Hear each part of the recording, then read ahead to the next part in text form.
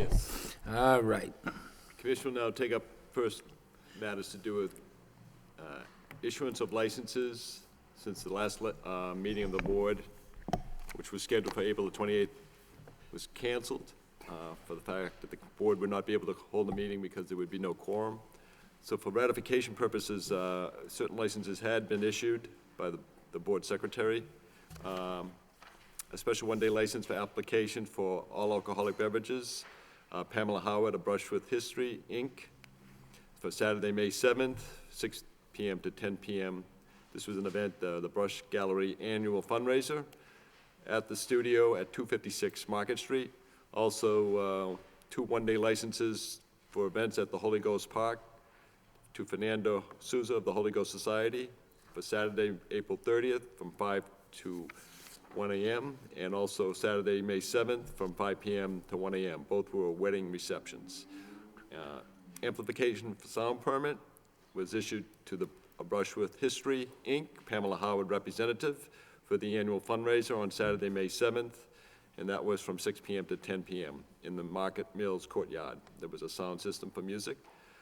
Also, a special event permit for amplification of sound to the Middlesex Community College, Mary Jo Griffin, Director of Public Affairs, a sound system for their upcoming campus spring fling for tomorrow, Friday, May 13th, from 10 a.m. to 2 p.m. on the campus here at City Hall, down at County Square. A public amusement license for fair to St. Margaret's School, Reverend Raymond Benoit, it was pastor. School grounds at 486 Stevens Street, St. Margaret's School Family Festival, which was held Thursday, May 5th through Saturday, May 7th, and also it included a Sunday license, which was a separate license for Sunday entertainment. And last was consolidating four lodging house licenses to one for property that's owned and operated by John Brulé for property at 81 to 95 Westford Street. I'll make a motion to ratify. I'll second. Motion made and seconded. All in favor say yes. Yes. Just so we would know, is this one building on Westford Street? And those all are different apartment numbers? What happened is that before John Brulé purchased the property, there were 4 licenses that were issued, and there were 4 separate units, starting with 81 through 83, and ran through 93, 95. Mr. Brulé suddenly realizes that he has been issued a certificate of inspection that includes all 4 properties, all 4 units. Apparently the building sits on the same foundation. It's one continuous Okay, basement. that's all I'm interested. And so it's all connected. Okay, yep, fine, thank you. Next. For purposes of new business, now the commission will take up applications for special one-day license for malt beverages and wine only. Eleanor L. Pye of the Lowell Telecommunications Corporation for an event Friday, May 13th, from 5 p.m. to 8 p.m. It's the grand reopening of the LTC at 246 Market Street. Bethany Lovelace of the Kiwanis Club of Greater Lowell for Tuesday, May 17th, from 5:30 p.m. to 7:30 p.m. Prospective member reception at the Brush Art Gallery for 256 Market Street. Michael J. Lindsay for Friday, June 3rd, from 6 p.m. to 12 a.m. The fundraiser for the Shed Park to be held at the Shed Park Fieldhouse, Roger Street. Mr. Lindsay will be represented by Christine Joyce. Also for beer and wine is Donna L. Restivo of St. Margaret Parish School for Saturday, June 4th, from 6 p.m. to 11 p.m. The event is the Night at the Races, which is an adult fundraising event at the school hall at 486 Stevens Street. Okay, if you'd be kind enough to step up to the mic, give us your name and what you represent. My name is Eleanor Pye. I represent Lowell Telecommunications Thank Corporation. you. Next. Bethany Lovelace, Greater Lowell Kiwanis. Christine Joyce Lindsay's. Donna Restivo, St. Margaret School. Good. How many of you had a liquor license before? Put your hand up, be proud. Only one you have. Two out of four. Okay, for the sake of everybody, if we issue this license, if you get it, you have to understand it's your license. It's not St. Margaret's license. It's not Kiwanis Club license. It's your license. The license is going to be in your name. Therefore, it is incumbent upon you to make sure that you take every precaution. And that's not, we don't say these things to scare you. We say it because the liability is unbelievable. There's always somebody in the crowd that says, oh, my daughter, she's 19, I'll buy her a sombrero. And that's all well and fine until the daughter falls down the stairs and splits her head open. And then everybody says, oh, you know what, you did it, because the license was in your name. Nobody's going to stand up and say, you know what, it's my fault. I bought it for her. I'm blamed. Absolutely, positively. So you have to understand that by having a liquor license, you are in control. I don't care if the president of Kiwanis International or I just got a note from my fellow commissioner. What is a sombrero? Everybody knows what a sombrero is. Where the hell did you come from? I know what the headgear is. I just don't know what kind of drink it is. And that's not to make light of it, okay? Again, we want to see you run things. We want to see people do things. Unfortunately, there's just a scumbucket segment of society that looks for everything they can possibly, hang their hat on and get a good lawsuit out of and go for a free ride. And so that's why we say these things to you, to make sure you understand. One, I'd have my telephone programmed. Do not call 911. If there's a problem, call the Lowell Police Department. If you call 911, it's going to go to Framingham. Framingham's going to ask you what city or town, and then they're going to have to transfer the phone back, and you're losing time. So you have your little cell phone for the day, and you put the Lowell Police Department's phone number. You press the button, you say, I'm up at, the school or church, wherever I am. I'm having a problem. Can you send a cruiser?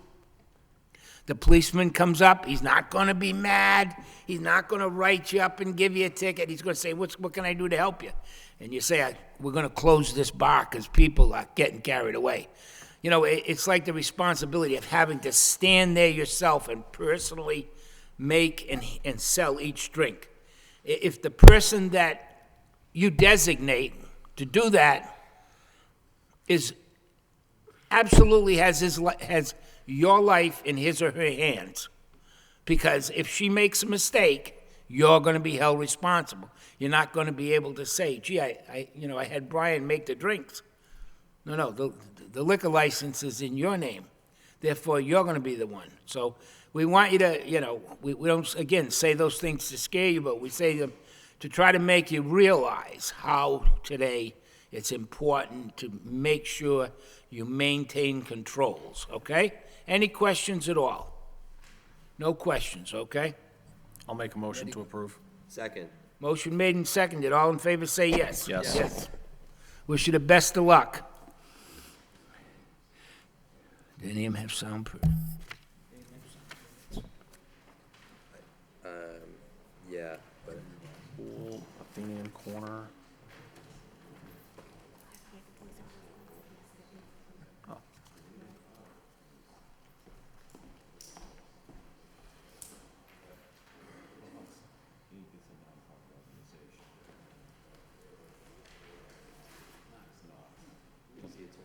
They do all their catering.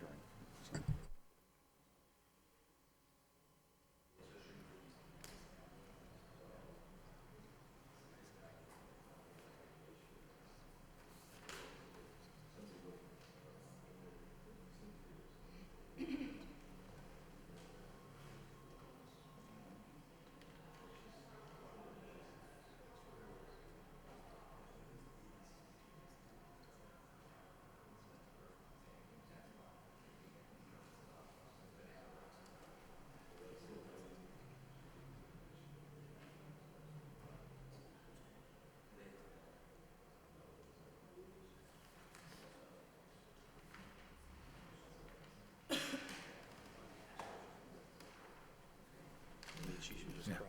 Next on the agenda. Yeah. Commission will now take up applications for the all alcoholic beverages one-day events. Fernando Souza of the Holy Ghost Society for events at Holy Ghost Park at 65 Village Street. The St. John Pageant for Saturday, May 14th, from 5 p.m. to 1 a.m. It's a cancer fundraiser scheduled for Sunday, May 15th, from 12 noon to 10 p.m. A wedding reception for Saturday, May 28th, from 5 p.m. to 1 a.m. And the Walter Santos Crowns Celebration for Sunday, May 29th, from 12 noon to 7 p.m. Also, Cynthia A. Nelson, in behalf of Riverhawks Inc. and Aramark, for Sunday, June 12, 2011, from 12 noon to 6 p.m. The event is a wedding ceremony and reception at the UMass Lowell Bellegarde Boathouse on Pawtucket Boulevard. Introduce yourself to the record, please. I'm Fernando Sousa from the Holy Ghost Society. Okay. Cynthia Nelson with Aramark. Okay. We were just discussing your application, Cynthia. Do you work for Aramark or do you work for the Riverhawks? I work for Aramark, and we hold, Step up to the mic, I'm sorry. I work for Aramark, the management company for the Riverhawks. Okay. Because under the law, you have to be a nonprofit organization to get an all-alcoholic one-day license, and Aramark is a for-profit corporation. So Riverhawks Inc. can get a license. Aramark can't, and the application was filed with both names. So the application might need to be amended to just have Riverhawks Inc. as the applicant. Do you have any objection to that amendment? No. Okay. I'll move to amend. And Aramark's the management company for Riverhawks Inc. Yes, You guys actually provide the work detail that does run the, events, yes. okay. Okay. All right. I have a motion to amend the application. Second. Motion made and seconded. All in favor, say yes. Yes. Okay. So, are you going to be in charge of the whole event. the whole thing? You're going to have to be a superwoman. Okay? Fernando, are you a member of the board? Yes, I am. I'm the president. What's your position? I'm the current president. President, okay. I just want to be sure that, we don't get changed here or anything. We stay, everything's the same. How many licenses have you had this so far? So far, I think I pulled almost 15. How many? Almost 15, counting those. Okay. All right. Well, I know that you've done this. Have you ever done this before? Yes. You have. Have we ever given you a?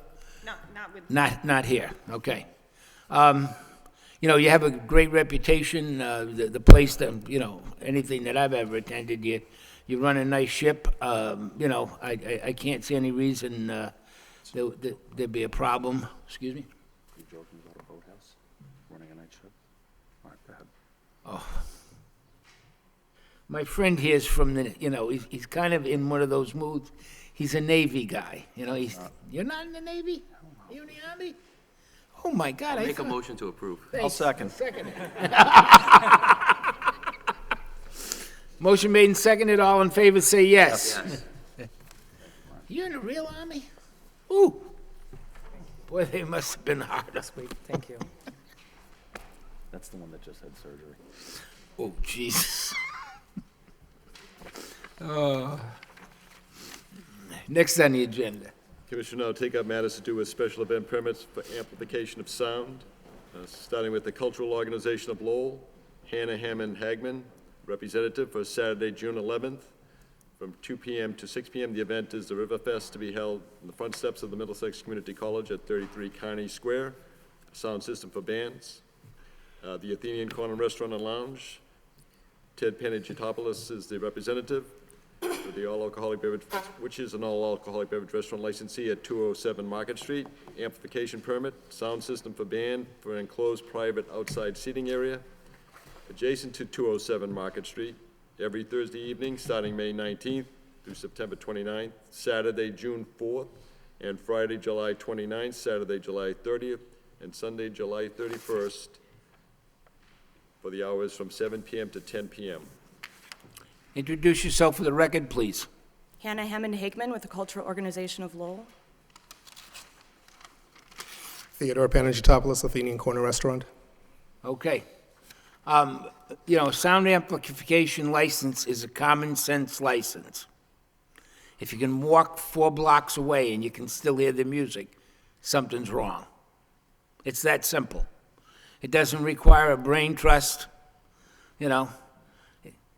People that are there that like to crank the tunes, you keep it down so you're not keeping everybody else up, and, well, you're not going that late anyways.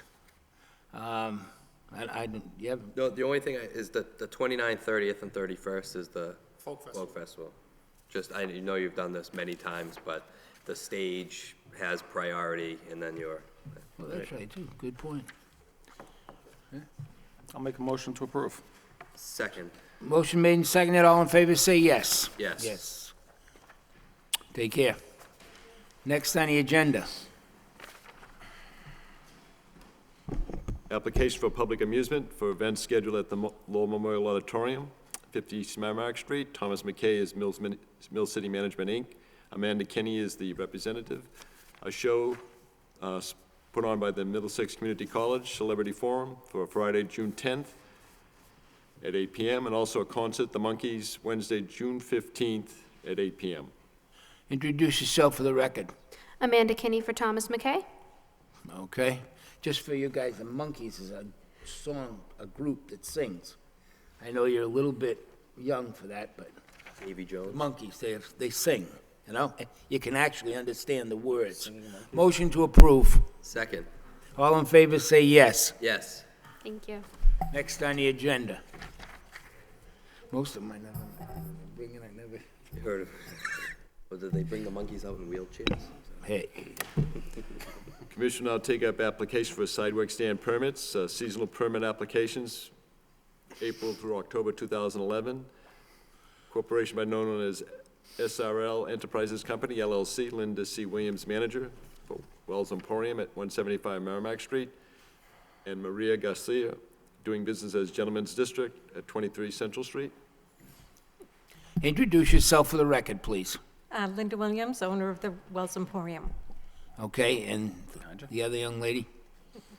Maria Garcia, Gentleman's District. Okay. You've both done this before? Yes. Okay, the key thing here is to make sure you do not block the sidewalk. You've got to have, what's it, 4 feet? 4 feet. 4 feet, so people can go back and by on a wheelchair or something, okay? Very good. Outside of that, motion to approve.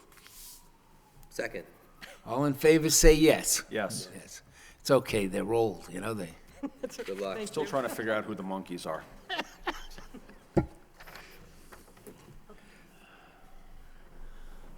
Next on the agenda. Commission will now take up an application for secondhand articles and/or clothing. Marie Perez for premises at 244 High Street. License period commencing May 1st through April 30th, 2012. Introduce yourself for the record, please. My name is Marie Perez. Okay, Mary, have you ever done this before? No, sir, I haven't. You haven't? No. Okay.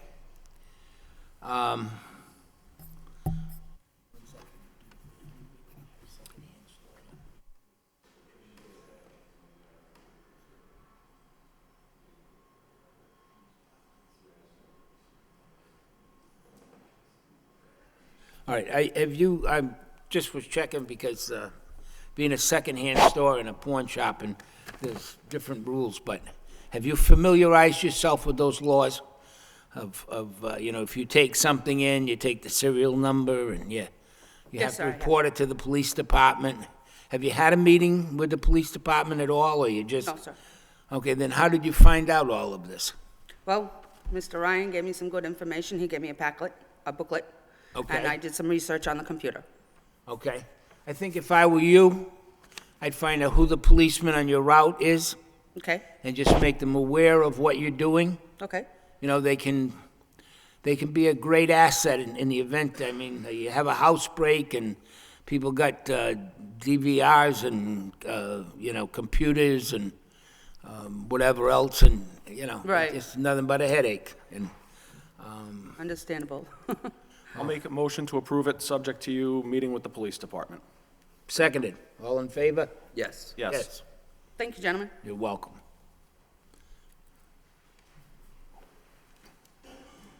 Next on the agenda.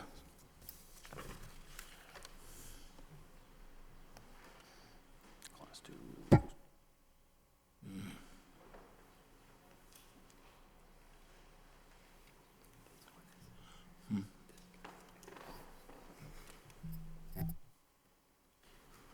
Just so you.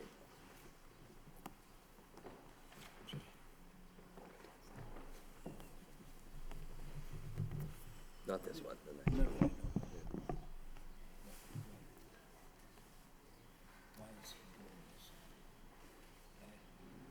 Commission will now take up a matter to do with an application by Middlesex Auto Sales Corp. Valdir L. Borber is president, doing business as Middlesex Auto Sales. Presently, Mr. Bill Borber is a sole proprietor, doing business as Middlesex Auto Sales at 511 Middlesex Street.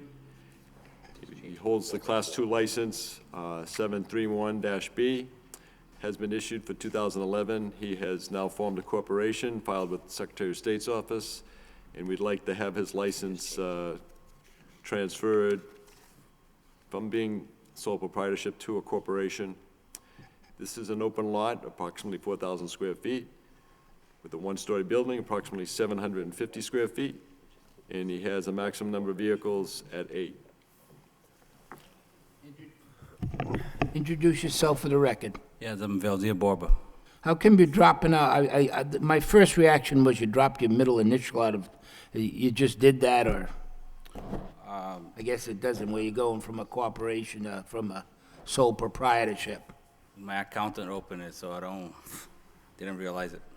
I mean, all you're doing is changing the form that you're This is practicing. just the I'll BA make a to a motion to corporation. approve. I'll second. So I can run payroll, that's all. Okay, That's fine.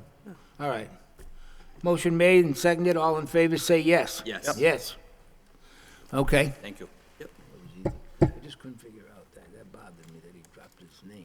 The middle initial. Yeah, that don't make any big difference. Okay, you sure? Positive. You wouldn't kid me. No. Okay. Next on the agenda.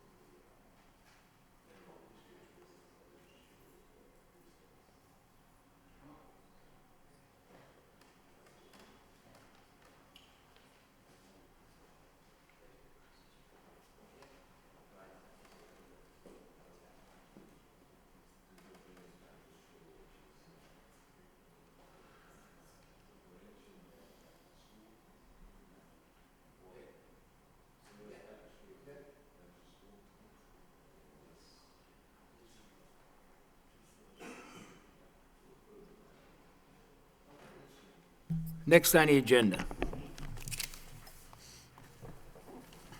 Commission will now open a public hearing on the application by New Nompan Market Corp., Young President, requesting a beer and wine retail license, package store, for premises at 37 Branch Street. This is a grocery market, approximately 5,000 square feet. Introduce yourself for the record, please. John Gallant for the applicant. Okay. It's a public hearing, John. If it's all right, I'm going to ask, if anybody wants to speak on it first, and then we'll get back to you, if that's okay. Sure. First, we need to know if he notified the abutters. Oh, that's right. Okay, I'm sorry. Yeah, there was a confusion on notifying the abutters. I Yeah. have copies of the notice and Do you? Thank you. Thank you. Now, is that a second set of green cards? Did he? For mailing? Yeah, he did it twice. Yeah. I understand that, so as we want to be sure that that's a second set of green cards. This would be a second. Wants to make sure the dates match. Make sure the dates match, and he's not just using the other cards. Okay?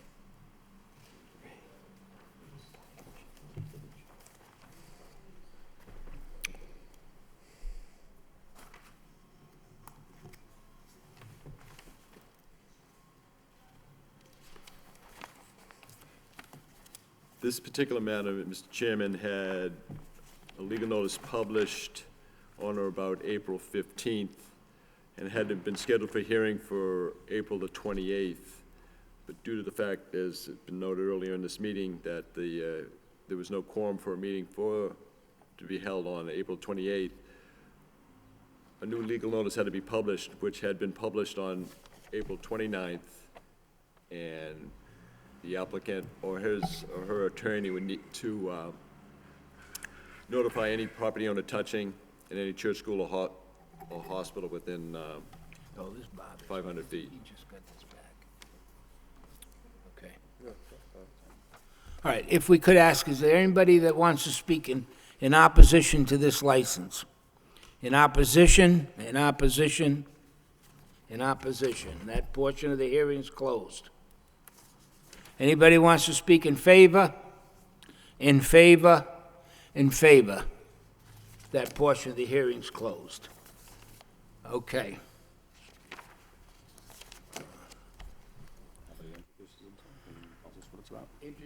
Introduce yourself and tell us what you're going to do.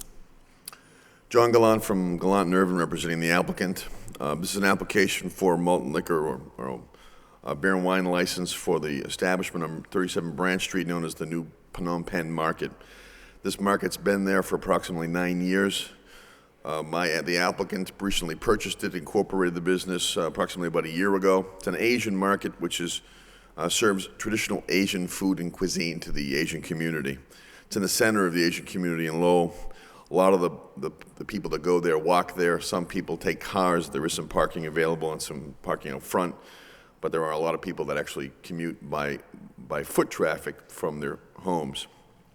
As I indicated, it's about approximately 5,000 square foot of a facility. The store is open 7 days a week. The hours of operation are 9 a.m. to 7 p.m. There are 5 employees of the store. All of the employees are over the age of 21. There are full-time employees, 3 cash registers, and 2 stockmen.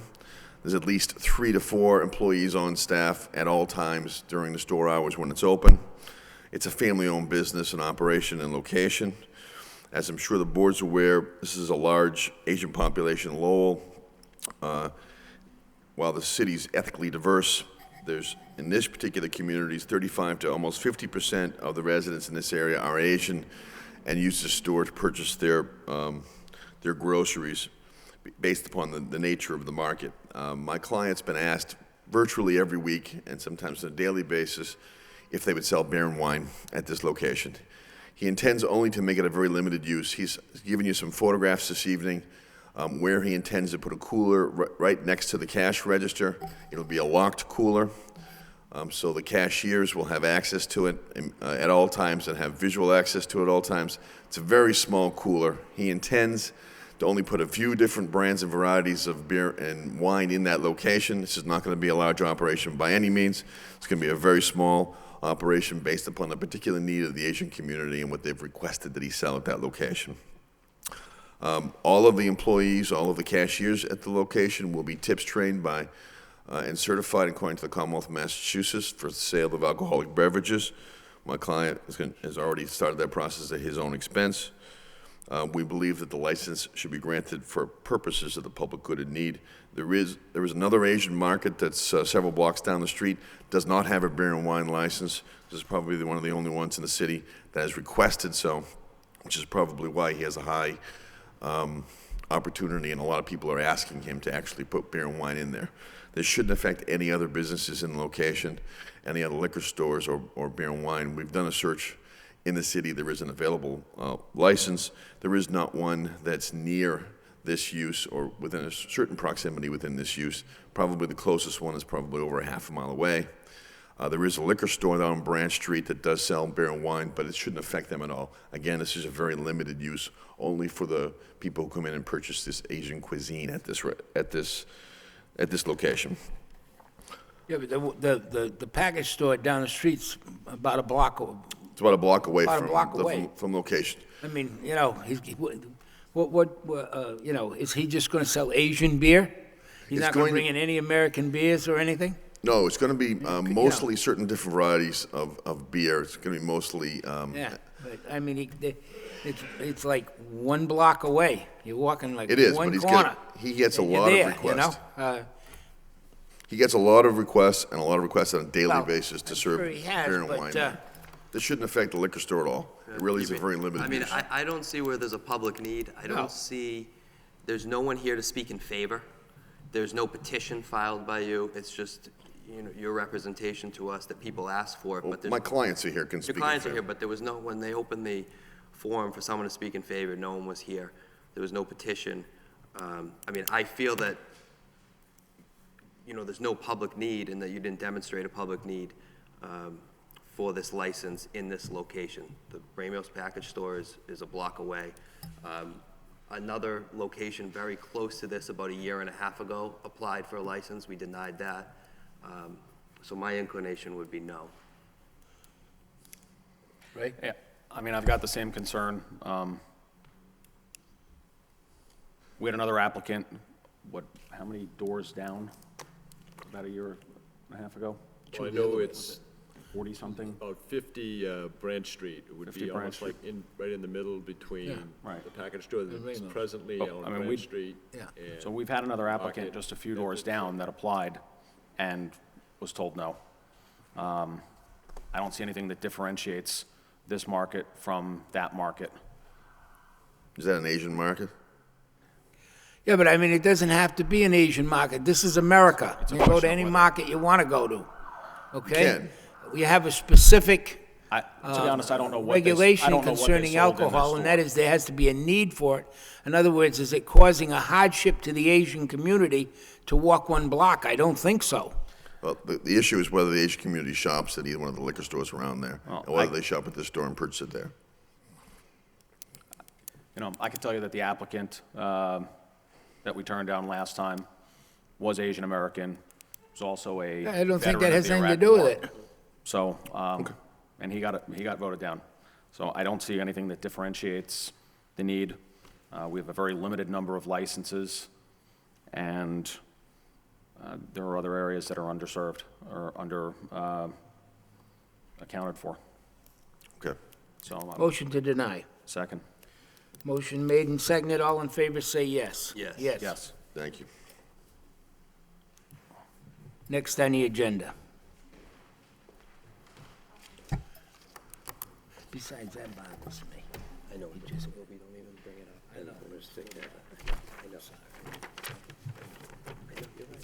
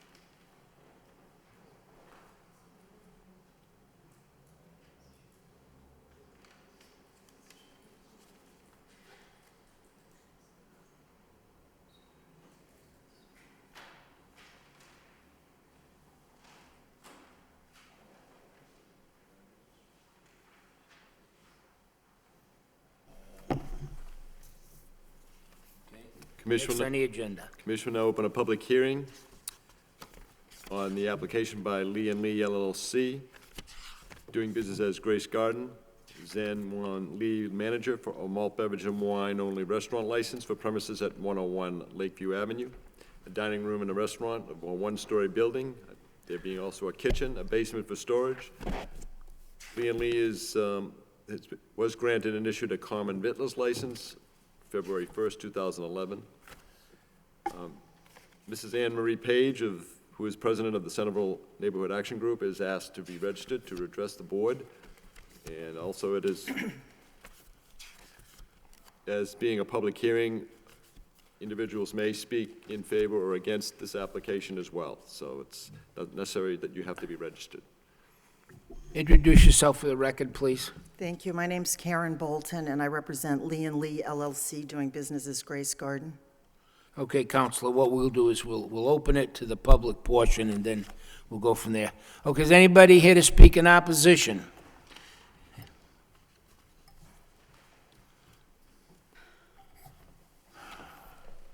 Mr. Introduce Commissioner, yourself, give your address, Debbie Bork, 123 Lakeview Avenue. okay? I am speaking in opposition of this request. Being a direct abutter to this property, we have been told on numerous occasions that they had no intention of applying for any type of liquor license. That is basically a takeout restaurant with some dine-in. This part of Lakeview Avenue is quite dense with a mix of small business and residential properties. Back in October of 2008, they requested a parking variance. The required amount of parking spaces was 23. They were issued a variance for 12 spaces due to the fact that when appealing to the zoning board for the variance, they stated that 80% of their business would be takeout. We had no objection to this variance due to what we had been told and the fact we do promote new business in our neighborhood. The variance was issued for the original building in October of '08. In November of '08, that building collapsed and new plans were drawn. Our greatest concern now would be that if this is granted, that would mean more traffic, less parking, blocking of driveways, longer hours, people hanging outside, and eventually a full liquor license. The overflow of patrons would end up blocking other businesses and residential driveways. If you take into consideration that on Lakeview Avenue alone, there are already 3 bars, 2 private clubs, and 1 package store, I feel we have more than our fair share of alcohol establishments. I would hope you would take into consideration the fact that there is not sufficient parking and that we do not need any more alcohol establishments in our neighborhood. Thank you very much. Thank you. Anyone else to speak in opposition? Just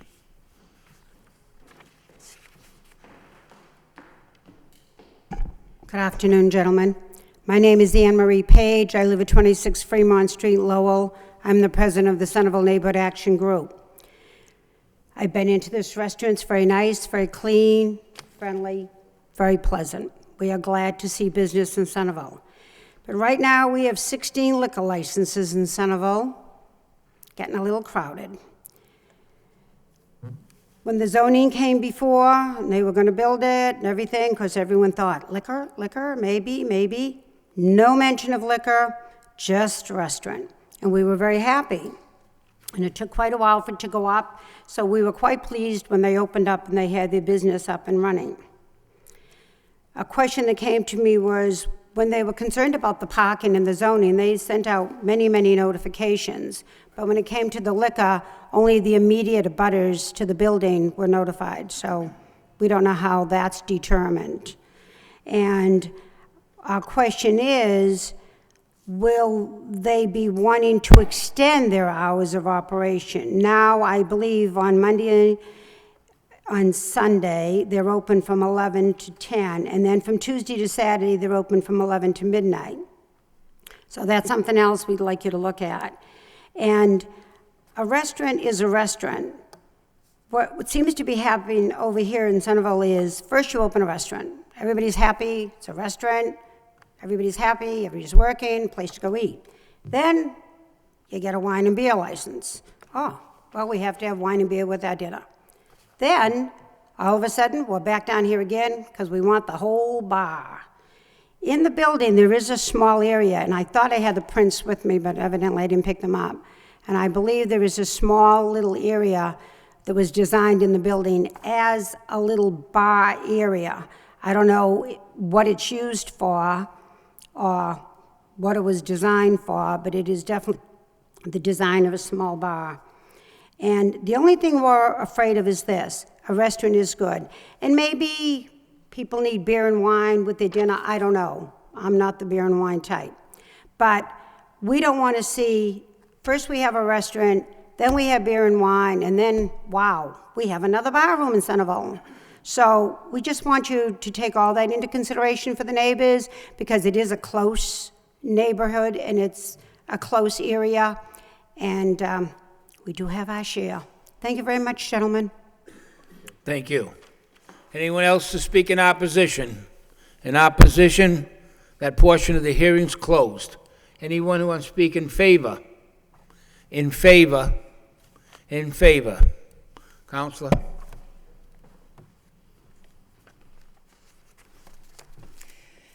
Lee and Lee LLC has two members, both of whom are here today.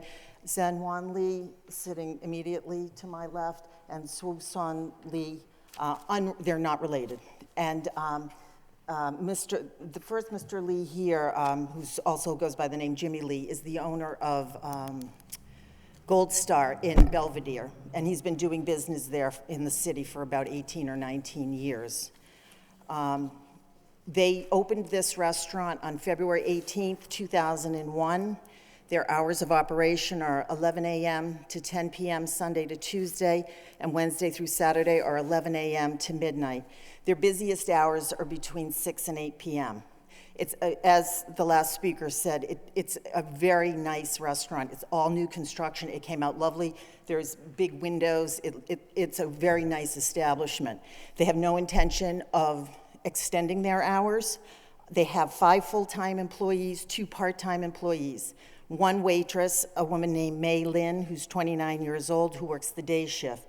1 or both of them is in the establishment at all times.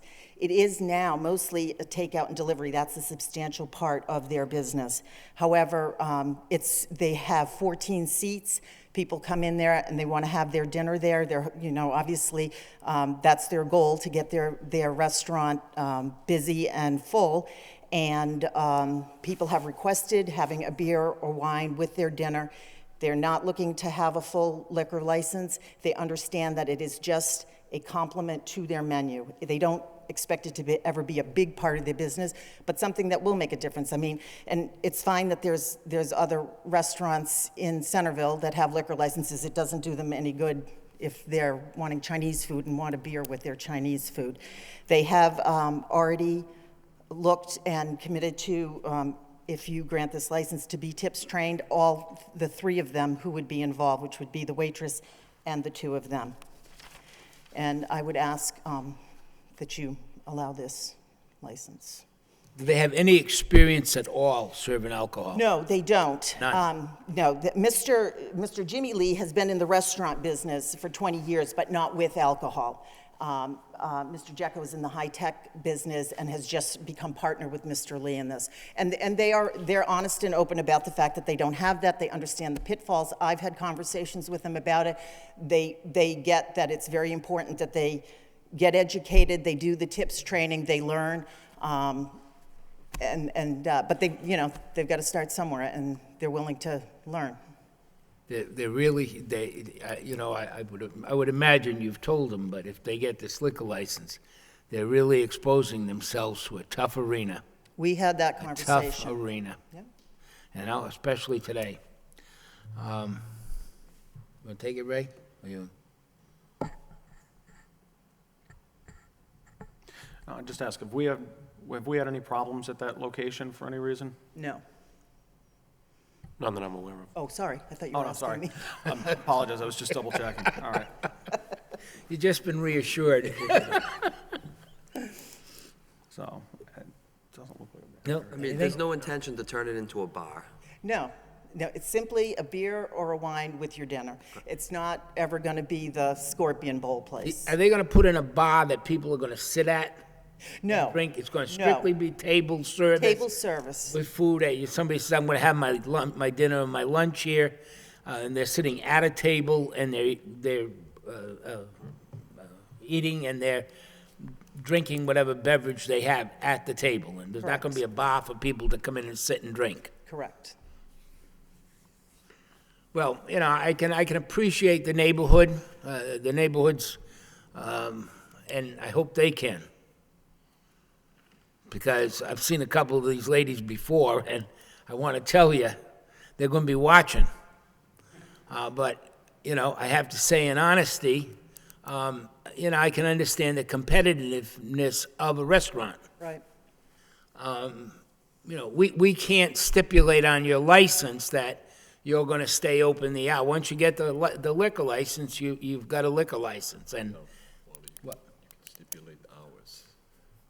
Yeah, but we don't want to do that at this point until, you know what I mean?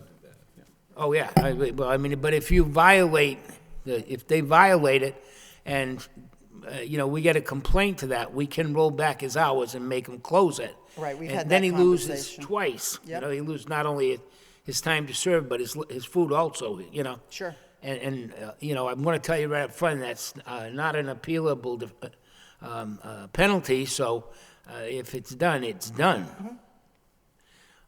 You know, and that being said, that, you know, I'm just, you know, kind of keeping my fingers crossed that you've got to really educate them in this. You know, tips is a wonderful thing. I've taken the course myself just so I could familiarize myself with it. They've got to understand all the pros and cons of what they're getting into, okay? Yes. You know, with that being said, I'll make a motion that we grant the license. I'll second. Motion made and seconded, all in favor, say yes. Yes. Yes, Thank you. okay? And I'm sure we'll hear from you, Anne Marie, if it goes wrong. And we will listen, that's what we're here for. I want them to know that. That's what we do. But we can't deny it just based on the fact that they might do something. We're hopefully they're gonna realize they're gonna be good business people. You said they've been a good neighbor so far. Maybe we're gonna stretch that good neighbor a little further. Good luck, guys.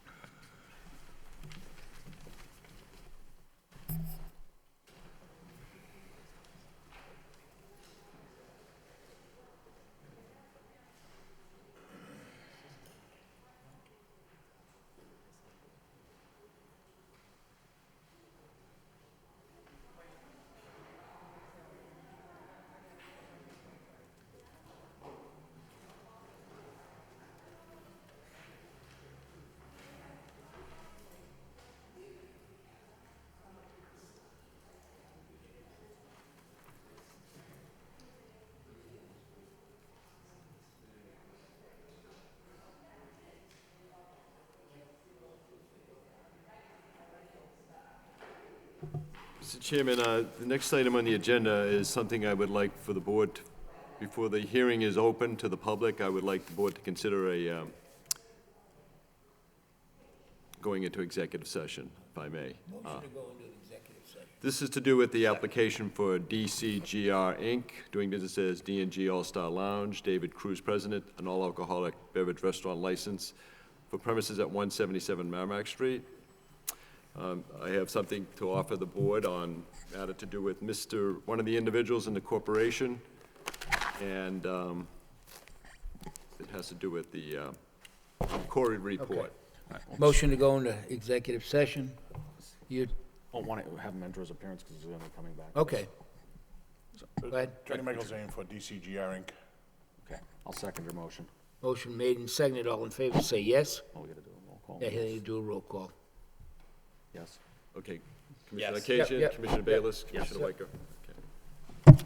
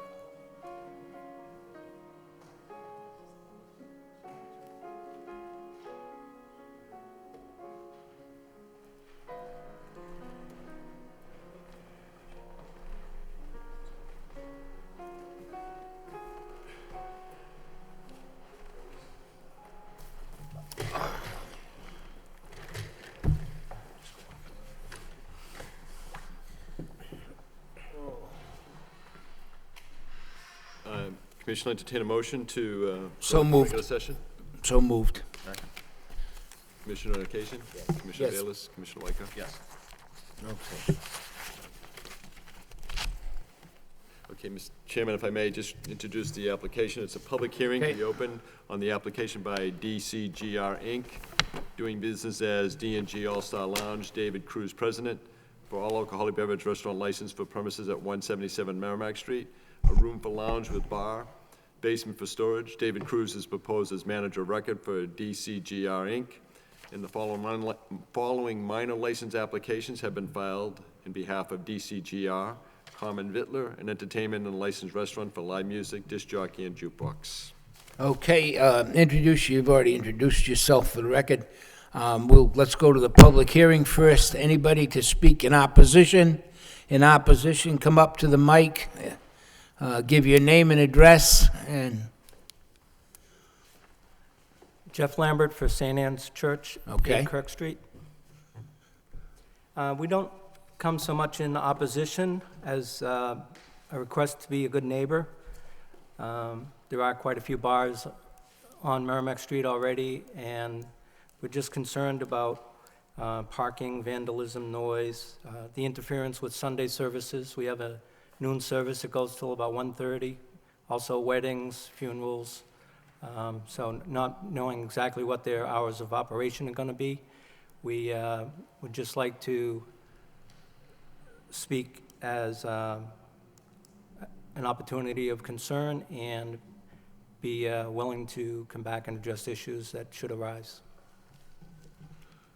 okay, thank you. Anybody else to speak in opposition? In opposition.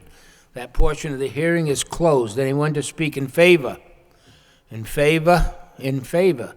That portion of the hearing's closed. Counsel, tell us what they're going to do. I'd like to first bring my two clients up, introduce them to the board. David Cruz and Gilbert Rosado. These two gentlemen, both were raised in Lowell. Gilbert subsequently moved to Florida. He's involved in a business in Florida, working at the airports, and has the ability to fly frequently, if necessary, up to Lowell at a much cheaper rate than we would because of his position with the company he works for. David, on the other hand, is lives in Lowell. He resides in Lowell. He has been looking for a place for years. He finally found a place that he feels as though is a correct fit for him. The two of them have talked about doing something along these lines of opening up a small barroom sports motif type atmosphere. They do have the license. They've asked for all of the licenses that go along with it, with the exception of amusement. The machines, as the amusement machines, I guess, is what, I don't think they're asking for that. And we'll entertain any questions the board may have. I know someone raised a concern. Okay, are there apartments upstairs above that? No. That's the old Wood Abbott Jewelry? Correct. It's actually that building that's on the. It's all offices up there? Okay. What are the intended proposed hours? Well, providing that depending upon which license obviously would be granted, and realizing the concerns of the St. Anne's Church and the other churches in the area and the schools. It's more going to be at nighttime, Wednesday, Thursday, Friday, Saturday, Sunday type atmosphere. They did plan on coordinating with the church's schedules if there's weddings, if there's outdoor functions, whatever it is, so as not to interfere with their activities. And also, one of the things that they did bring up when we sat down to discuss this, so we said that these guys have, they're open Saturday evening. Saturday evening leads to people leaving Saturday night, and that people may be parked in that area along those things, that they should make sure they have some plan in effect to go outside and kind of police the area to make sure there's no bottles, no trash, no things left out there that when someone arrives for church the next morning are going to be upset by. So they in our plan, in their business plan, they do have those types of contingencies, planned for. Yeah, I think that's important, especially that, St. Anne's has beautiful grounds, and then the high school is right there. So, kids walking to school in the morning shouldn't be tripping over beer bottles, and, the communicants at St. Anne's shouldn't be having to deal with that either. David, what's your experience in alcohol? In alcohol, Step on up to the mic. I've managed an establishment here back in 2002 for 4 years on Central Street. It's known right now as the Rincon nightclub. I worked in Lawrence, managed a club down there on Broadway Street as well, and also I was on the board of the Federation Social Club on 515 Broadway Street in Lawrence. So I've been involved in this kind of atmosphere and the type of establishments, and know, the goods from the bads, and have experience, and I'm just looking to do something, professional and something nice in Lowell, to accommodate, downtown. When you were the manager of the El Rincon, or what's now known as the El Rincon, were you here before us at all? No. No, okay. I guess an issue that was raised is on your plan, there's no area for food service, there's no kitchen. Can you address that? My partner and myself, we were talking about doing like finger foods, having stuff catered, looking at options to accommodate the food area. But there has to be food, you're aware of? Correct. There has to be food, yes. Okay. If I just may add to Yeah. that, one of the things, and they haven't been able to do anything with it as of yet, because of they haven't been able to pull any permits, there's an area there's an existing bathroom that was on the premises that is going to be, they're gonna move and recreate a space there, and they're gonna be able to put kind of like a kitchen, like a microwavable, like refrigerator area there's what presently I think looks on the plans, it might be like a bathroom disc jockey area.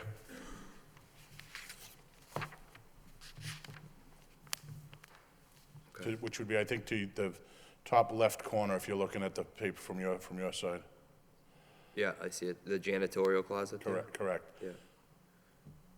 Okay. There's actually, the bathroom that's coming with the lease premises is actually, there's a door that will go out into a hallway.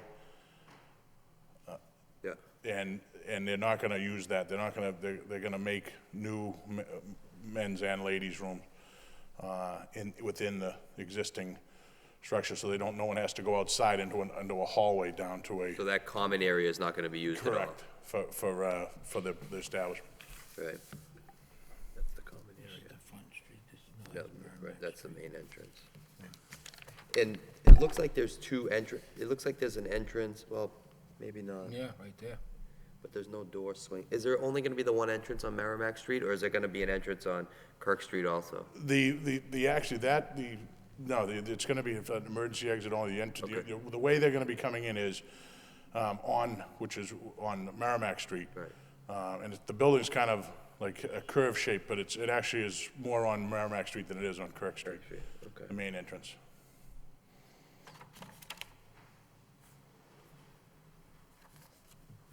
Well, I'm sure with excuse me. I'm sure with St. Anne's being a historical building and, being right in the heart of downtown Lowell, and they're going to be abutting that property, they've got to know that, people are going to be watching. If your operation, adversely affects St. Anne's Church, whether on its attendance, the quality of life, I'm not sure that there's excuse me, let me ask that gentleman, is there a rector living in that parish house right now? The rector does not live in the parish house, but the custodian and his family does. So there is somebody residing there? The Okay. building on the corner is a residence. Okay, thank you. So you've got somebody right in that house on the rector's side of the church, okay? So, like a good neighbor, I'd be sure that, I tried to coordinate things to make sure that, a bride or a wedding party or a funeral or something doesn't get all, I can't see where it would, because I don't think your nightlife is going to be, I don't think the day life of the church is going to affect your nightlife of your facility. But you're going to have to be aware, of course, and you've got to be aware all throughout downtown Lowell. Lowell is a oil and water downtown. You have people living there. They've bought high-end condos. And they want to see people like you. Don't get me wrong. They want to see the downtown develop, to have restaurants and places to go. But they're going to be the first ones to come in here hooping and hollering, and rightfully so, if they're not being able to get any sleep at night and things start to get out of hand. Okay? So, what's your pleasure? No, like I said, I like the layout when I look at it. It looks like it's primarily table seat driven type of establishment. We're not sticking what looks like a potential trouble spot in that location. I don't think you'll have any problems with anybody next to you or upstairs from you, since, with few exceptions, most of them will be home at 6 or 7 o'clock at night. Again, my concern is just if we grant the license, you do have a church right next door to you, and if Sunday morning people are parking on beer bottles, we will be back here, okay? And as we said to Mary Ann, we can roll your hours back to get you out of there if you bring that on yourself. We don't want to. We don't want to. We know that, as far as a bar room, as far as a downtown, they make their money in the evening.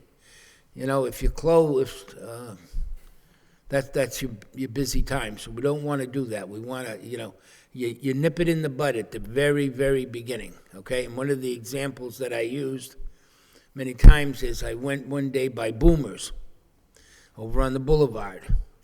I drove by on a Sunday morning, and there were beer bottles all over the parking lot. And I thought I'd be a good neighbor, and I stopped and I rang the thing and said to the lady, you got beer bottles all over this place. You got to get them picked up. And she proceeded to tell me that they didn't even sell that kind of beer. And unfortunately, they didn't. But you know what? They were still held responsible for it because it was on their property. And you can't, people, and that's what happens today. The kids run up to the package store, buy a six-pack, and whack it down before they go in and get a buzz on, and then they'll buy 1 or 2 beers from you, and you end up suffering the consequences, okay? So if they wake up Saturday morning or Sunday morning and the front lawn on St. Anne's Church has got beer bottles on it, I would hope that you'd make sure that, somebody on your staff would go across, they go in their yard there and pick up their papers, Were you guys planning on having like a dance floor or anything in here? No, okay. I just when I look at it and you say that there's no real food service and it's all a table-driven business, I guess that it just doesn't connect to me, but if that's the way your business plan is, that's what it is. They'll put in some big screen TVs or... Excuse me. I'm Gilberto Rosado. I'm partners with David. It's our intentions to make this a lounge area, more so than a bar area. Okay. Where people can come in, they're gonna have Wi-Fi capabilities. You can sit there with a laptop at the desk, having a glass of wine, finishing up on what work you may not have been able to finish at the office. It's also our very intentions to control who we have in there. It's gonna be a very well oil machine, very well clean and ran, and the church is our primary concern, because when we looked at the area and the spot, it is a primary area, and while we may be talking and looking upon the church being a negative, we look at it as a positive. Good. Yeah, good luck to you. Motion. I'll make a motion to approve. Second. All in favor, say yes. Yes. Yes. Thank you. Good luck. And Luck. thanks for investing in the city. Thank you.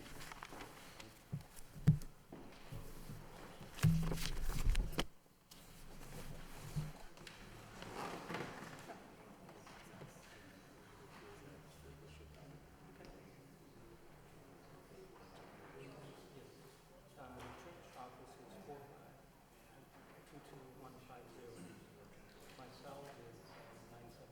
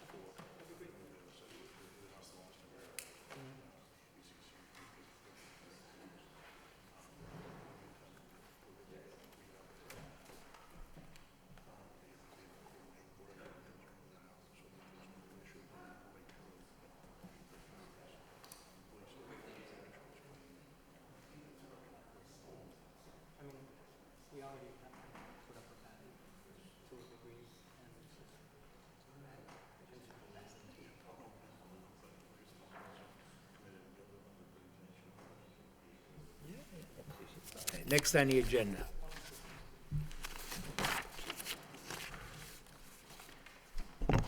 Commission will now open a hearing on allegation of misconduct against Beck's Inc., doing business as Brian's Ivy Hall, Kevin Hayhurst, manager, the all-alcoholic beverage restaurant licensee at 74 Merrimack Street, for excessive noise from the sound system on the licensed premises, disturbing one or more residents of the Mahler's building located at 33 Middle Street. The office has received communications from Chandra Perry, a resident of Mahler's building, has identified Brian's Ivy Hall as a source for excessive noise. Communication from Lee Garrison, a resident of Mahler's building, having identified Brian's Ivy Hall as cause for nightly disturbances. Introduce yourself for the record, please. Good afternoon, Mr. Chairman, fellow commissioners. My name is Attorney Michael Zame, and I'm appearing here today for Beck's Inc. I'm with, excuse me, Brian Hayhurst, Kevin Hayhurst, and Eric Finn, 3 of the 4 BEKSs in the Inc. I've seen just the one letter from Miss Parry, I believe. I haven't seen the second letter. You can have this here. We have a copy of her letter. This is a copy of. No, but I mean, he shouldn't. Have you seen this? You have not. Well, you better take a look at it. That's all the police calls in the last couple of months. Yeah?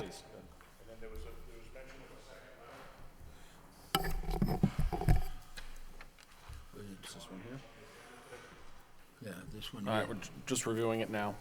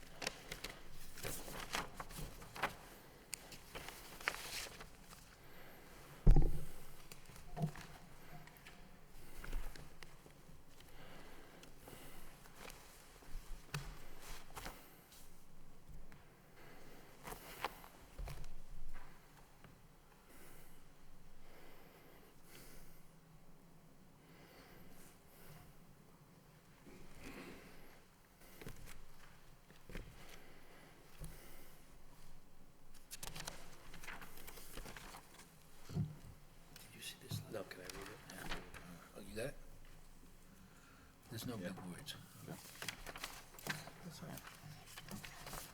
I can read big words. Can you? Okay.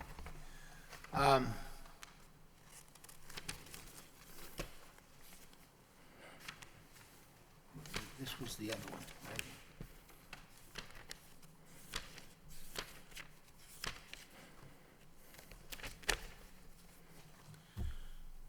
Did the police officer see this letter? Even? I don't know. Did they? Did the police see this? No.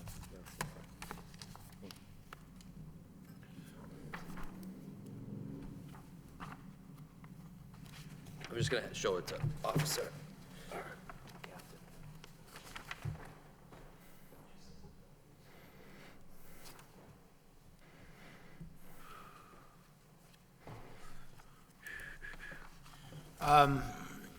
Okay. You certainly have they certainly have quite a list of calls, police calls, and they're not all to do with music, but, you know, I would look at them and say, why don't we ask have we got the people here? We do. Okay, let me ask the residents that wrote to get up and introduce yourself and tell your part of the story, and then we'll go from there. My name is Ralph Lumley. I live at 33, Unit 19. My unit's in the back of the building, right across from Brian's Hall. Okay. And I've been there since 2009. Since when? 2009. I moved in 2009, September. Okay. Are you bothered by the noise? Yes. Okay. Have you ever called the police department? You have? You can go ahead and stay at the mic. It's We just just want because the stuff doesn't get picked up otherwise. See, I had my teeth fixed. My hearing's not working, so you got to talk into the mic. Yes, I have. You have called the police? To no satisfaction, to No satisfaction? satisfaction. No. Have you talked to the owners? No, I haven't. You have never talked to the owners Talked about to the it? owners. Okay, okay. And just in our generalities, what's, The noise that disturbs me is the drumming noise, the boom, boom, boom, boom. That's what disturbs me. yeah, And you can hear it vibrating. crank that bass up. Absolutely. Yeah, okay, thank you. Chandra Perry, Unit 4, Muller's Building, again, backside of the building. They keep you awake at night? They do. Okay. Well, yes, they do. Well, you They can't- wake me up at night. They wake you up? They don't Okay. keep me awake yet. Have you ever called the police? I have? Have they done anything? You had any satisfaction? Not really. No. Okay, do you belong to the Downtown Association? I don't, but I've gone to the meetings with the superintendent and Have you the told them? residents and the businesses. They're Okay. And when you went to these meetings, did you tell them that there was a problem? I did. You did? I did. And what did they say? Well, the last meeting that I went to, it was suggested that perhaps I need to call the police and have them come into my home to listen to the noise. Okay. And superintendent gave me a phone number. Next time it happened, I called, and they didn't even need to get into my apartment. I opened the window, and they were in the back alley, and I said, "Are you trying to tell me you cannot hear this and that it's not loud?" And both the police officer and one of the other gentlemen looked up and said, "Yeah, it's loud," and the gentleman who owns it said, "We'll turn it down." Didn't turn it down. Okay. And you've spoken to the owners? Yes, quite a few times. I tried going that way first. Yeah. Because I'm not one to make a big fuss, but, I tried to explain to Mr., and it's been exclusively with Mr. Hayhurst.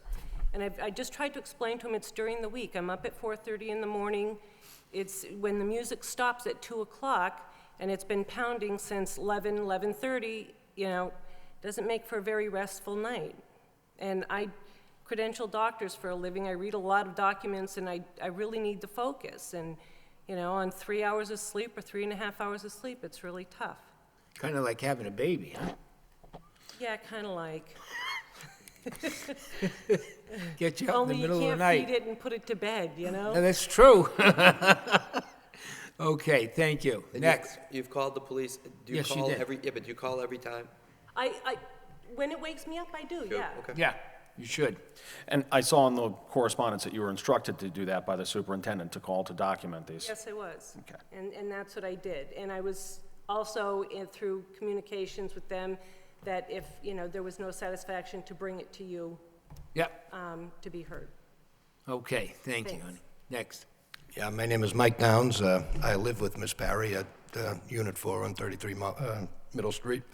And I'm an old guy, and I sleep like a log.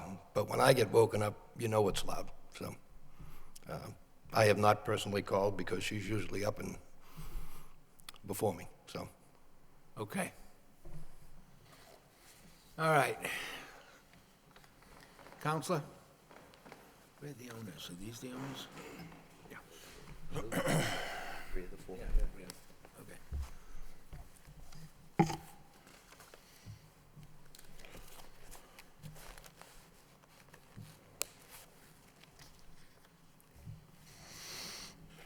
Again, Attorney Michael Zaman, just like to, if I may, present the board with copies of the correspondence that has gone back and forth between, I believe it's Miss Parry, and Mr.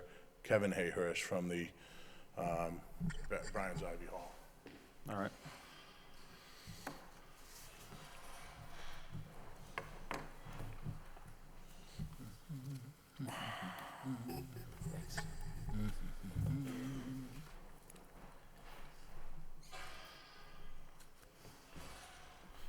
And I offer those to the board solely for the purpose of demonstrating that since the Ms. Perry first communicated with Mr. Hayhurst through their Facebook pages on regarding the issues concerning Brian's Ivy Hall and the music and certain, loud noises.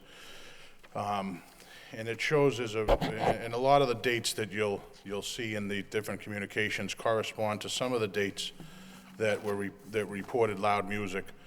And I guess these are calls to the police station, Captain? And out of all of these calls, and my clients are aware that somebody's calling the police. And anytime that they've either had a call where a cruiser may show up out front, say we got a call for noise, they've gone with either that officer or with the detail officer assigned that have assigned to them that they've paid the paid detail.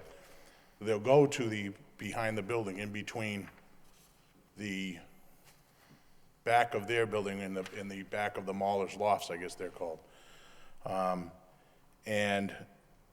Again, this may be a little bit misleading in terms, there may be calls, but the question I have is, did any of these result in a police officer saying, measuring it, the music's too loud, and going and saying, turn the music down, or write a report or anything like that? These are all calls for loud music that are apparently investigated, but there's nothing that's come back and said, we got there, we found loud music and had to do anything. There's no police reports that document any of that. I guess what I'm seeing here is that all of these calls that are loud music are on either Tuesday nights or Thursday nights / Wednesday morning / Friday morning. Why is that?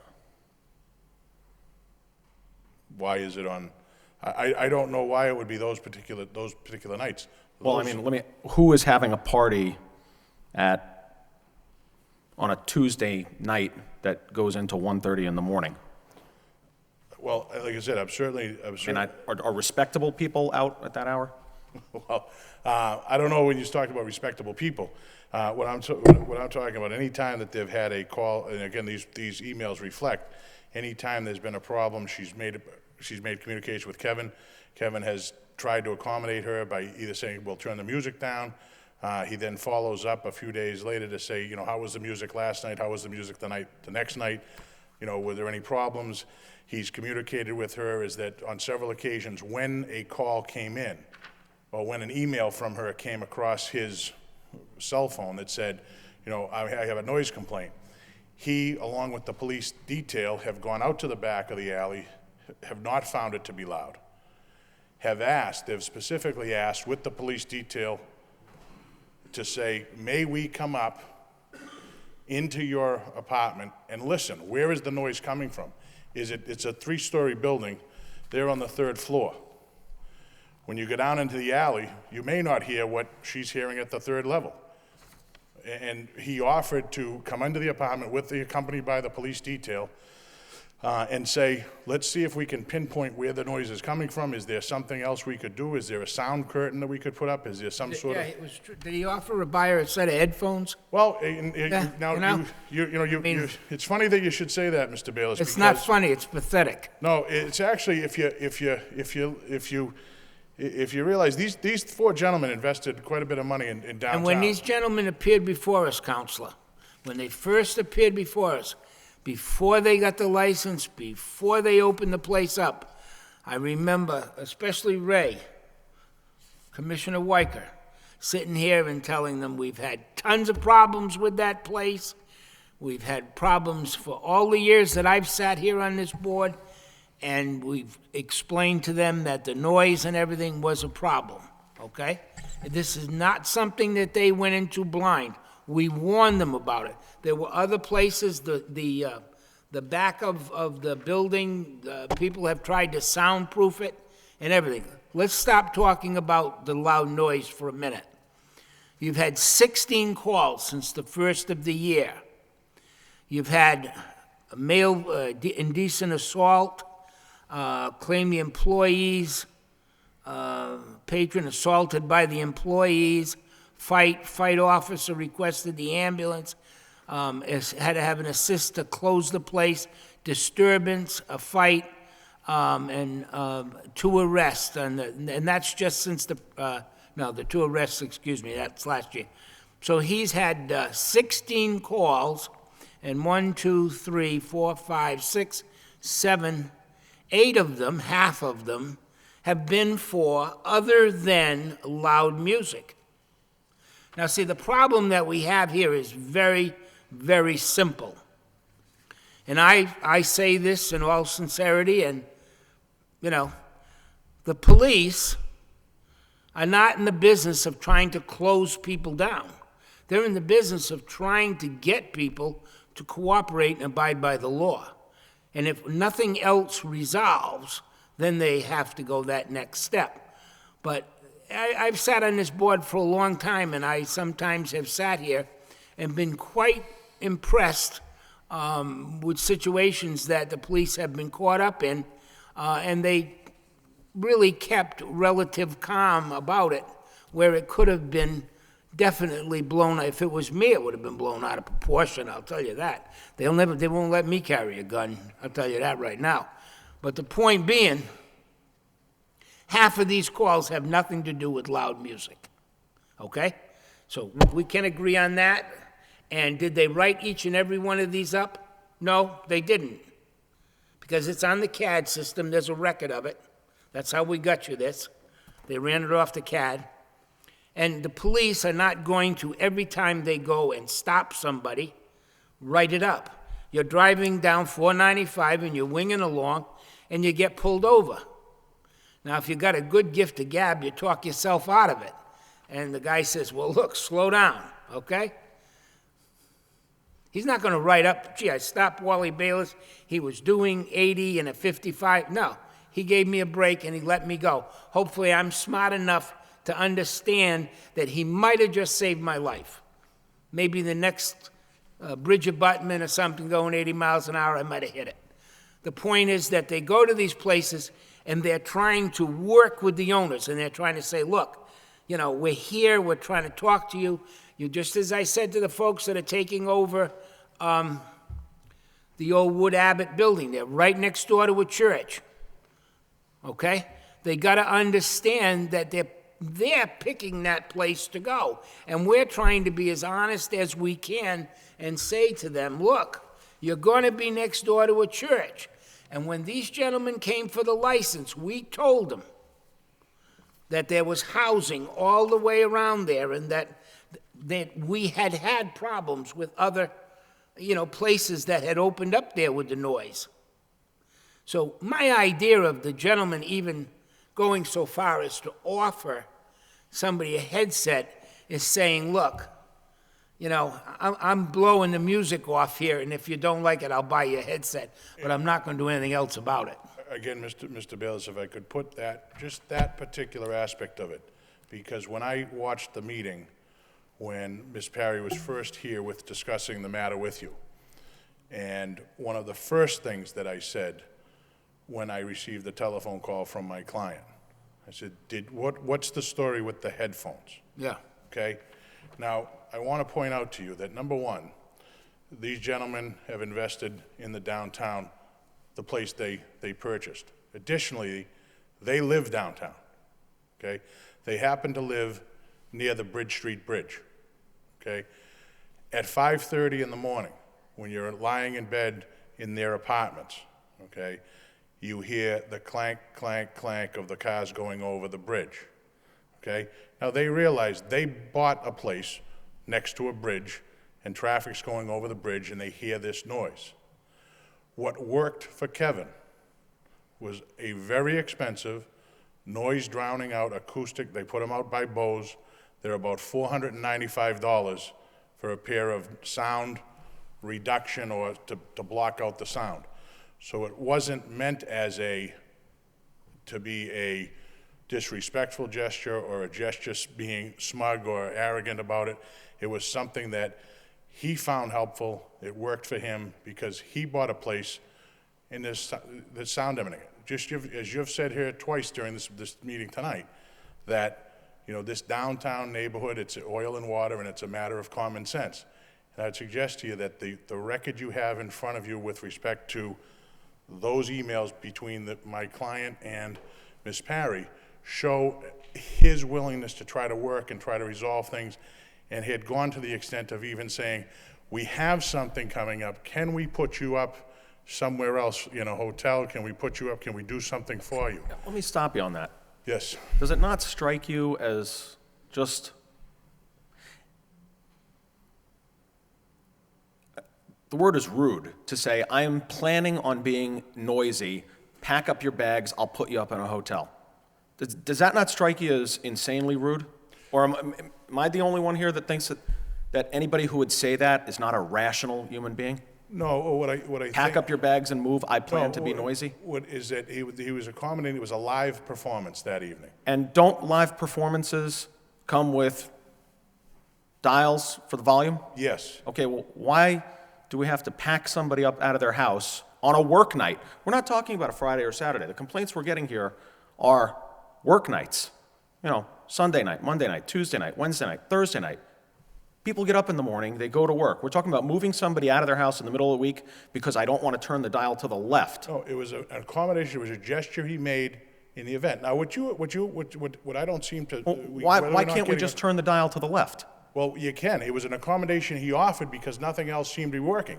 And But can I just interrupt you? Just in this thing, just another reminder, I'll try to keep it down tonight, but my PEA system, the Live Axe uses very loud. I hope I don't disturb your sleep. Well, don't use that PA system. I mean, it's simple. If it's loud, and you know it's loud, I mean, this is admitting he knows it's loud and it's causing a problem, but he's still gonna use it and tells her, if there's anything I can do, don't use the PA system. That's the easy thing to do. That's just common sense to me. But I'm sorry to interrupt. I agree. It's common sense. It seems if you're starting from it's quiet, how loud do I intend to make it tonight? Do I intend to make it loud enough that it goes out my back door, across an alley, through your wall, and wakes you? Or do I intend to just keep it loud enough that the sound is contained? I mean, are the people who are coming to the place... Well, let me ask you, Mr. Harris, are your clientele, are the bulk of your clientele hearing impaired? No, it's a different... Okay, so they're not hearing impaired, so it doesn't have to be that loud for them to know what's going on? They're two different systems. The PA is different from the sound of the DJ. And they're Okay. just different speakers, and they're aimed a different way is why they end up sounding louder. Why They're are not they that aimed a different. different way? Because they're for a band where they project out where a DJ system comes down. It's just a separate system. That's why I kind of warned her that there was a live performance coming in. I wasn't doing it to be rude. Like I said, I've tried everything that I could, and that was the only alternative I had. I offered to, if she'd get a good night's sleep, I was gonna put her up. I mean, and even in my thing, I pretty much wrote to her, I know it's not accommodating, but if you're gonna get sleep, I'd put it on my dime to help you out. I'm sorry, because in the meantime, I asked if we could. But the people who are coming to these live shows aren't hearing impaired, right? Not yet. Okay, so... It will be, though. It will be at these volumes. Why can't we just turn it down so that it's not penetrating the walls? I yell at DJ constantly through the night to keep it down, and they have a tendency to just... Fire your DJ. Each song, and that's... Okay, who's your DJ? There's different, they're not consistent. Why? You're hiring them, right? They work for you, you're hiring paying them. Correct. They're on your dime, they're your employees. Correct. Okay. And they don't follow your rules? Not all the time. What happens the next song, they just keep... It just sounds like there's really poor management there if you can't control what your employees are doing. Am I missing something? You're telling me you can't control what your employees do in your premises? I try my best to control my employees. You try your best or you Yes, I can or do. you can't? Which one is it? You can or you can't? I try my best to control my You employees. can or you can't? Not try my best. Did you or did you not? I tell my employees what to do, whether they listen to me, and then if And do that's you fire them if they don't listen I will to you? fire them if that's the case, correct. But they're not consistent enough every week where I can bring them back and say, you're not coming back, that's fine. But they're not consistent. It's not an employee I see every single day where I can fire. It's something that comes in maybe once a month, if not. I do my best to control the sound in there, especially on Thursday nights. I guess my other concern is looking at these lists of complaints. November 26th, December 17th, January 21st, March 4th, April 1st, April 1st, April. I mean, this is the winter time too. These people don't have their windows open. They have them closed, trying to get some. Now that the summer's coming on, I mean, people are gonna have their windows open. It's gonna be, you got a real problem here, I think. Our back alley is, the windows that face them are sealed with 18 inches of soundproofing that we put in when we first met with you guys. When we got there was a single pane of glass between us and them. It wasn't appropriate, so we went and did what we could. I'm not saying that you guys haven't put in a lot of money to the. No, to and that I'm not, I'm building. just saying. You but have. Yeah. I'm just telling you that we have tried to accommodate this situation. If there was a place where I could aim, that I could say, all right, let me put a sound curtain up or something like that, I have nothing to go for except a few phone calls telling me it's loud, and they're not even consistent. It's not a few, it's a lot. I mean, it's a lot. I haven't seen any of it. I have not seen that. And the email traffic No, is this is just the considerable. ones to the police department. Right. The ones that they're calling you aren't even on. We have no idea. The ones that on you guys here, are communicating you back got and an forth answer about. for everything she says. There's an answer here for everything she's saying. I mean, that's a lot of The problem, complaints. you know, as I said, when you went into it, I can remember specifically, we all talked about it because that we've had problems with that building before. And I tried my best to rectify what I could. You know, and you know, you go over and you turn the thing down, and I mean, how much volume you need in a given area, I don't know, but you turn the thing down, and if whoever it is that's playing turns it up, hey, get out of here, you're done. You're going to cost me my liquor license. You're going to cost me my entertainment license, and you can bet they're going to cost it because this isn't going to happen. I mean, I can appreciate what you've done, and you're renting the place, and that's all. These people invested their life savings with and bought a home, and they got, and yes. I just want to point out, I'm not the only unit that has problems with it. So you coming into my home and saying, okay, well, it's this much here. This gentleman here is directly across from you, so the noise is even louder over there. It's a whole wall of units, of people. I'm not the only one. I'm just the big mouth. No, you're not. You have every right to, that's what happens with people. They get discouraged. They say, I'm the big mouth. No, you're not the big mouth. You have every right to expect a quality of life. You invested in this, and I can appreciate what Trini Zame is saying about the cars, but the cars are a part of living in a downtown area. We expect the cars. We expect the traffic and the problems. People like that. That's why I can't imagine, and nothing against I couldn't live in a place like, I got to have a little grass, place to throw a couple of rocks, I couldn't live in a condo. But there are people that love that downtown Boston flavor there, maybe they don't have any grass though, I don't know. And I think, here, I've always been, people move to downtown, they should expect to have some noise. But I think when you look at these complaints, as Commissioner Weicker pointed out earlier, I'm not gonna comment on the people that are going to your establishment or anything, but the nights are Tuesday night, Thursday night, Monday morning, it's not Friday and Saturday night, because there was only, out of all these Facebook conversations they gave me, I think there was one weekend night where she said it was a little loud. She doesn't complain on the She doesn't weekend. complain on the weekends because she understands that's what it is. And I think the majority of people that are working work, Monday through Friday. I know you guys have a different business and a different schedule, but the majority of people do that, so we have to take that into consideration. And the other thing too is they go home at 2 o'clock or 3 o'clock in the morning, and they sleep till noontime. They sleep till 9, 10 in the morning, and they hear the traffic going by. Well, it does screw up their lives too, because, that's the only time they got to sleep. If I may, and is it, my client isn't saying she's been unreasonable, they've tried to work together. Just the things that, when you're trying to work together, it was a suggestion, it was a thought, it was an idea, maybe, and again, with the other gentleman that spoke, said that he had never contacted my client directly. The only complaint that they were getting from the Mahler's loft building was from the only complaint was from Miss Perry. The only complaint my client was directly getting. There might have been other people calling the police, whatever, but he was the only one. So his efforts were saying, okay, well, wait a minute. If I have one person contacting me, and we have some calls to the police for loud noise, and they go into the alley or they go out, and the police don't say, yeah, there's a problem here. So he was trying to say, well, there's got to be something we can do to accommodate this particular person. It might be something we can do, there might be nothing we can do. physically, but other than, like I said, like you said, turn the music down, use a different DJ, use a different PA system.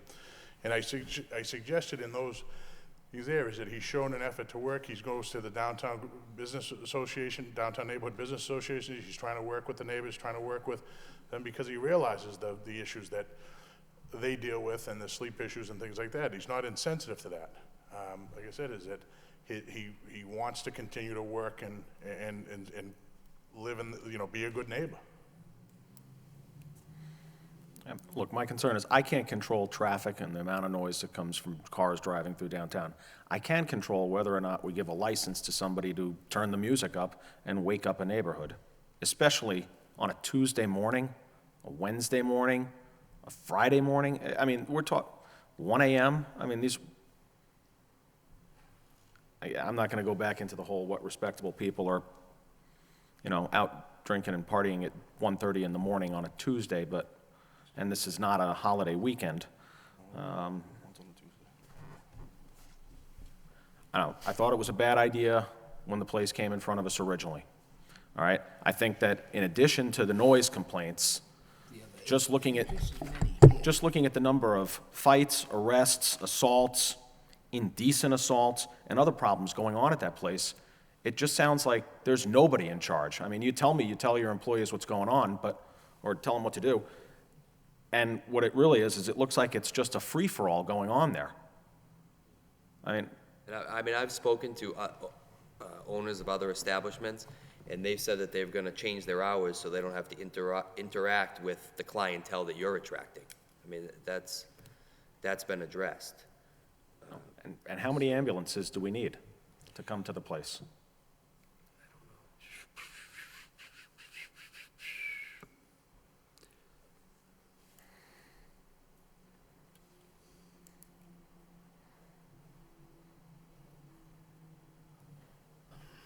How many times have they been there since the 4th of this month? They haven't. Nobody. Do you know, Jack? Since the 4th, the last I have on my sheet here is 5/4. That was the last call this month. That is the last call this month. Although in addition to the calls, because of the problem this establishment creates, the police department has to deploy people downtown on a regular basis at closing time to take care of this establishment.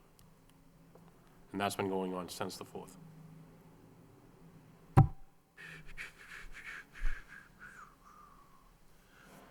Let me ask, what kind of stuff is going on Thursday nights that's going until 2 o'clock in the morning? Thursday, we just have regular DJ. We're only open Thursday, Friday, Saturday. Well, then we have a complaint for noise and... We open one Tuesday night. This one. The only time we open on Tuesday night. Besides that, our regular hours are just Thursday, Friday, Saturday.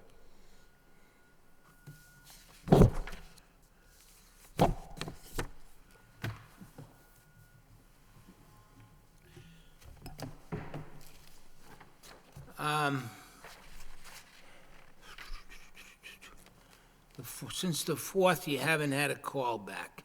No. That could be a saving grace. Actually looks like almost the first week since you've opened. I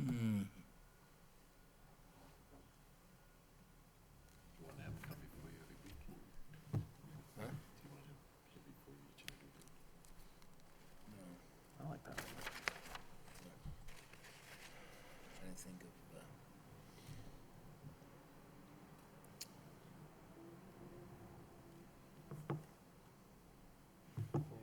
It does seem like Thursday night's the big, Yeah. because it's every week on a Thursday. A 6-month suspended sentence, roll back to 11 o'clock, suspended. Okay? Then that way there, if they screw up, we can roll them back and it's a non-appealable. How does that, okay? Whatever you make the motion, I'll listen So to. I make a motion, we roll the hours back to 11 o'clock for 6 months, and we suspend it. So this is going to be your warning. There's nothing after this. I want you to understand what I'm going to do here, very carefully. I'm sure the counselor can explain this. If this passes, you're going to have 6 months hanging over your head for a rollback to 11 o'clock. It's a non-appealable decision. So if you violate something between now and then, there's another blowout, or there's another fight, or there's another, and you come before us, and I'm going to ask Captain Webb, excuse me, I'm sorry. I'm going to ask Captain Webb to let us know. You're going to boot in on an 11 o'clock closure, and I'm sure that that's going to damage your business, something fierce. Shut me down. Okay? So my motion is roll back the hours to 11 o'clock for the next 6 months, suspended for 1 year. I'll second. Motion made and seconded. All in favor say yes. Yes. No. No? Yes. What are you going to do? No, it's 2 to 1, so it's fine. Okay. All right. An alternate, I've chosen an alternate. Thank you. So I don't know what you're going to do, but you got to sit down and iron this thing out. And I would talk to Mr. Hernandez. You haven't had a complaint In a way, since, I'm only doing this because you haven't had a Give him a complaint since the call 4th. and try to figure something out between the two of you. Because I know in some of these communications, you say it's the music from him. And if it is, he'll be here too, and but work something out between the two of you.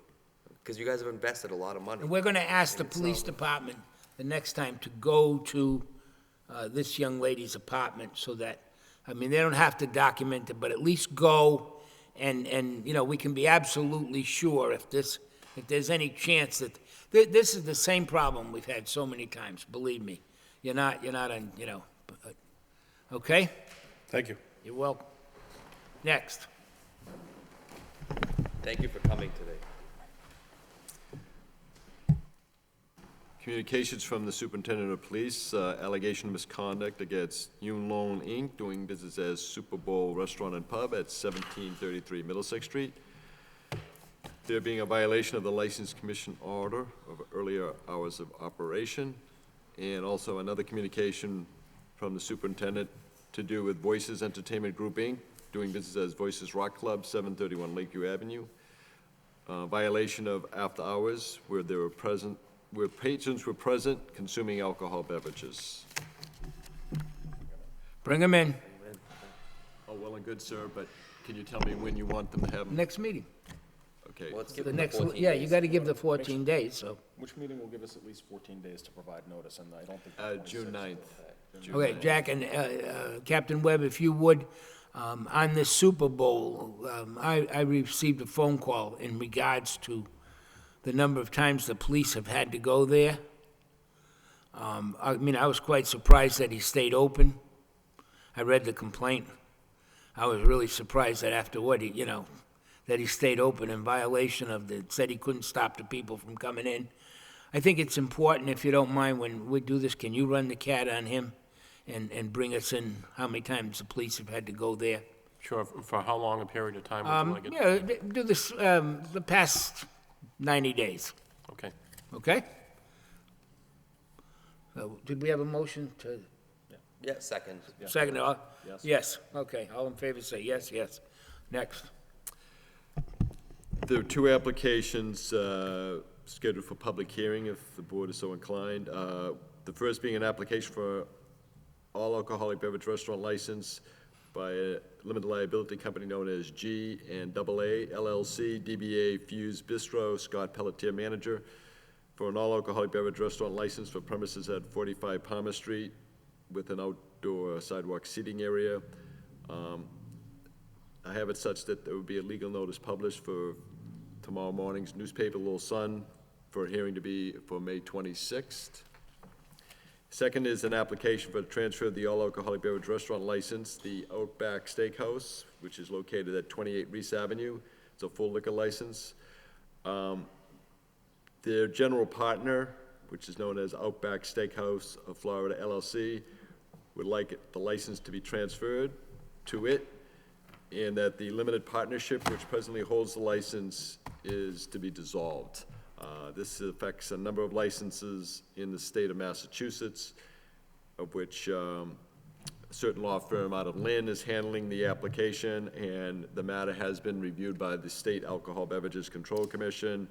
but the formality in state law requires that local boards conduct hearings in which publication of a legal notice is required. And so that also would be advertised for paper for tomorrow. for a Motion hearing made. on May 26th. Okay. Motion made, seconded. All in favor, say yes? Yes. That it? That's it. Anything? We're coming home, Benjamin. Say hi to Grammy. Second. All in favor? Yes. Yes.